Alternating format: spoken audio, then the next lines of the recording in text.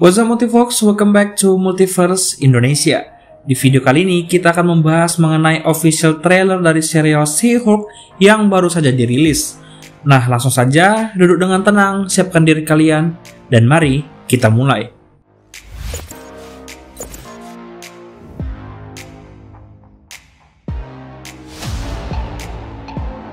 Being a superhero is a trial by fire. Pertama ditunjukkan adalah pemandangan kota LA alias Los Angeles yang bisa kita lihat dari logo di sini. Kemudian ada tulisan Carpenters pada salah satu gedung. Mungkin banyak dari kita berharap ini memiliki suatu arti, tapi ternyata gedung dan pemandangan kota ini adalah benar gedung-gedung asli. Namun bukan berarti nama Carpenter tidak memiliki arti di semesta Marvel. Marvel sendiri memiliki karakter penting bernama Julia Carpenter yang merupakan salah satu Spider-Woman. Tidak hanya di situ, Julia Carpenter juga pernah memegang title sebagai Madam Web, penerus dari Cassandra Webb yang merupakan Madam Web yang asli. Dengan dieksplornya konsep multiverse baik di MCU dan Sony, bisa jadi ini merujuk akan kehadiran Julia Carpenter baik sebagai Spider-Woman ataupun Madam Web di MCU maupun di sinematik Sony. Karena seperti kita tahu, Sony lagi semangat-semangatnya membangun semesta film bertemakan manusia laba-laba dan bahkan sudah merencanakan film solo Madam Web dengan Dakota Johnson sebagai bintang utamanya. Tapi ini kan MCU min, bener sih, tapi bisa kita lihat kalau koneksi antara MCU dan semesta Sony tidak kelihatan jelas. Kadang nyambung, kadang enggak, ya we'll see lah. Kemudian Hulk memberikan nasihat kepada sepupunya tersebut dengan mengatakan trial by fire. Ungkapan tersebut bisa diartikan menguji kemampuan dan tekad dalam tekanan. Tapi pemilihan kalimat Hulk sangat berkaitan dengan pekerjaan Jennifer sebagai pengacara, di mana trial juga dapat diartikan sebagai pengadilan. Kemudian kita bisa melihat potongan adegan di mana di dalam ruangan yang berisikan orang-orang dengan pakaian rapi seperti di dalam suatu pesta, terlihat sedang panik dan ruangan tersebut diterangi dengan cahaya merah yang biasanya menandakan adanya bahaya. Bisa jadi tempat ini juga yang dikunjungi Jen di adegan ini. Ditambah pada bagian ini, kita dapat melihat sekelompok orang dengan senjata dan orang-orang berpakaian rapi fancy tadi pergi berlarian. Ini menandakan bahwa adegan ini terjadi di luar dari tempat pesta itu berlangsung. Dan kita lihat lebih dekat lagi senjata yang mereka gunakan, seperti versi mini dari senjata ultrasonic yang digunakan General Ross pada film Hulk 2008 yang dibintangi oleh Edward Norton, yang dimana by the way adalah canon dan bagian dari MCU. Dimana memang menurut opening intro di Incredible Hulk, kalau senjata ini adalah buatan perusahaan milik Stark. Melihat keberhasilan senjata tersebut dalam menahan Hulk, Tony Stark kemudian membuat beberapa versi lain senjata tersebut seperti di Civil War, Spider-Man Far From Home, dan kali ini digunakan kembali di film She-Hulk. Adegan kecelakaan mobil ini kemungkinan melibatkan Jennifer dan menjadi pertama kali dirinya berubah menjadi She-Hulk. Bagi yang belum mengenal karakter She-Hulk, kita perkenalkan secara singkat dari versi komiknya ya. Dalam komik, Jennifer adalah sepupu dari Bruce Banner. Nah, Jen adalah seorang pengacara yang memiliki hidup biasa-biasa aja, gak ada yang menarik. Suatu hari, ia ditembak oleh kelompok mafia yang membuat keadaan dirinya kritis, sehingga memaksa Bruce mentransfusikan darahnya kepada Jen untuk menyelamatkan dirinya. Alhasil, Jennifer memiliki kekuatan yang sama seperti dengan Bruce.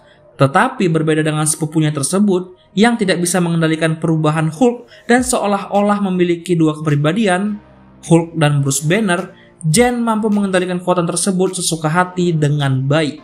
Kemungkinan adegan kecelakaan ini menjadi penyebab Bruce mentransfusikan darahnya untuk menyelamatkan Jen. Namun kalau kita lihat adegan berikutnya, ia berubah tepat setelah kejadian kecelakaan, yang berarti Jen telah mendapatkan kemampuan Hulk sebelum kecelakaan tersebut terjadi. Bisa jadi disebabkan karena keluarga Bruce memiliki DNA yang merespon gelombang gamma dengan cara yang unik, sehingga karena jentikan jari yang dilakukan Bruce di Endgame yang memicu respon unik tadi sehingga merubah Jennifer menjadi She-Hulk. terutama ketika Banner mengatakan, Cause we didn't ask for this. menandakan bahwa kemampuan Hulk pada Jennifer memang sesuatu yang ia dapat secara mendadak. MCU fase 4 ini memang dikenal sebagai fase MCU yang sering menggunakan kostum yang akurat secara komik, bahkan di serial ini. Si Hulk nampaknya menggunakan kostum yang juga akurat. Kita harap semoga MCU bisa meneruskan pola seperti ini ke depannya. Nah, jika kita melihat pada layar pada adegan ini, ada tulisan GLK_H. Bagian GLK merupakan singkatan dari nama penemu, pembuat, dan yang paling berjasa di dalam komik Marvel, yaitu Goodman diambil dari nama Martin Goodman, Lieber diambil dari nama Stanley Martin Lieber atau yang lebih dikenal dengan Stan Lee, dan Kurtzberg diambil dari nama Jacob Kurtzberg atau yang lebih kita kenal sebagai Jack Kirby. Sedangkan H adalah singkatan dari Holloway yang juga salah satu pendiri perusahaan tersebut dan satu-satunya dari keempat partner hukum tersebut yang sering muncul secara jelas di komik. Dan sepertinya hal yang sama akan terjadi di serial ini. Nah, jika bertanya-tanya mengenai gedung apa sebenarnya ini, kita harus melihat dan mengumpulkan beberapa potongan dari dalam trailer. Mendengar perkataan Holloway ini, munculnya Emil Blonsky atau Abomination yang diperankan oleh Tim Roth di dalam penjara. Ini dapat membuat kita yakin bahwa gedung ini merupakan penjara khusus yang digunakan untuk menangkap manusia super. Ya mungkin khususnya untuk manusia super yang memiliki kekuatan mirip atau setara dengan Hulk. Itu sebabnya kita bisa lihat ketika Blonsky berubah menjadi Abomination dan menabrak atap dari tabung penjaranya, cahaya merah muncul seolah menahan kekuatannya untuk lebih lagi. Menurut di komik, divisi ini merupakan divisi yang dibentuk akibat cucu dari Holloway menjadi penjahat bernama Southpaw. Saat cucunya tersebut ditangkap, ia dipindahkan ke dalam pengurusan GLK-H dan diawasi langsung tidak lain oleh Jennifer Walters itu sendiri. Nah, sebenarnya apa sih fungsi dari divisi ini? Well, fungsinya sama seperti divisi lain dalam firma hukum. Bedanya dilihat dari klien dan permasalahan yang mereka tangani. Divisi ini memiliki klien yang dijelaskan di website resmi Marvel mencakup berbagai manusia super, supernatural, makhluk luar angkasa, non-manusia, serta variasi petualang dan kriminal yang memiliki tampilan seperti manusia. Dengan Jen menjadi bagian dari divisi ini, kita sih berharap superhero sekaligus pengacara yang satu lagi tuh juga dapat hadir di serial ini. Jika kita lihat penjara tempat Emil Blonsky berada, mengingatkan kita pada adegan di film Shang-Chi saat Wong selesai bertarung melawan Abomination. Ia membuka portal yang menunjukkan penjara tempat Blonsky saat ini. Melihat santainya Abomination dipulangkan Wong di adegan ini, bisa jadi kegiatan bertarung ini adalah kegiatan yang diberikan izin oleh firma hukum GLK-H selaku firma hukum yang mengurus Blonsky atau Abomination. Atau bisa aja memang dasar Wongnya aja yang usil. Hulk kemudian terlihat membantu Jennifer untuk mengendalikan perubahannya di suatu tempat dengan berbagai gadget canggih. Yang jika kita lihat dari pisau yang hampir membunuh Jen, tempat dan semua gadgetnya adalah properti milik Tony Stark. Tampaknya fasilitas ini yang digunakan Tony Stark untuk melatih Bruce Banner, sehingga dia mampu mengendalikan kekuatan dan perubahan Hulk seperti kita lihat pertama kali di Avengers Endgame. Makanya Bruce tahu bahwa kalau kekuatannya karena itulah hasil dari pengalamannya dan latihannya bersama Tony Stark. Melihat perubahan Jen menjadi She-Hulk dengan hanya merusak sepatunya aja, sedangkan ketika Bruce berubah menjadi Hulk, bajunya sampai robek, terlihat tidak adil. Maaf ya teman-teman, hanya bercanda. Dalam trailer, Jen mengatakan seolah-olah ia tidak mau menjadi superhero. Menurutnya, superhero hanya untuk That is for billionaires and narcissists. Yang kayaknya merujuk khusus untuk Iron Man.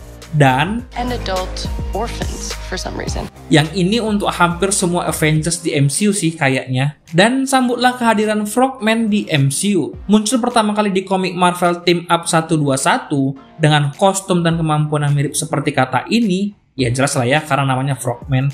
Ia bukan orang sembarangan loh, Multifox.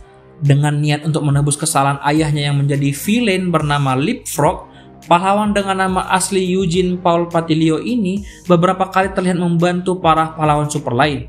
Diawali dengan membantu Spider-Man dan Torch dengan mengalahkan Speed Demon, petualangannya berlanjut di mana ia pernah terlibat dalam kisah Secret Invasion, kemudian membantu Avengers mengalahkan Flag Smasher dan Ultimatum, bahkan Hellcat merekomendasikan manusia berkostum kata ini kepada Iron Man untuk direkrut menjadi tim untuk mengejar Korvac hingga keluar angkasa. Kemudian kita bisa lihat adegan yang seperti berada di ruang sidang, di mana Jane berubah menjadi She-Hulk bersiap-siap memukul seorang wanita yang nanti kita tahu pada adegan berikutnya adalah Titania. Memiliki nama asli Mary McFarlane, merupakan seorang wanita yang semasa hidupnya dibully oleh kehidupan sosial sehingga suatu saat ia diberikan tawaran kekuatan oleh sang legenda sendiri, yaitu Dr. Doom. Bahkan di satu titik, Titania memiliki satu Infinity Stone, yaitu Power Stone, yang mendongkrak kekuatan fisiknya namun tetap bisa dikalahkan oleh She-Hulk yang lebih berpengalaman dan terlatih dalam bertarung. Nah, kayaknya di serial She-Hulk asal-usul kekuatan Titania akan diganti dan berbeda dari versi komiknya. Sekian beberapa detail dan penjelasan official trailer She-Hulk. Apakah kalian tidak sabar menanti serial ini? Atau malah mau skip dulu? Tuliskan pendapat atau kritik dan saran kalian di kolom komentar. Jangan lupa like jika kalian menyukai video ini dan share ke teman-teman kalian agar bisa mengetahui 1-2 hal dari serial She-Hulk ini. Jangan lupa subscribe, selagi subscribe itu gratis. Akhir kata, terima kasih dan see you on the next video.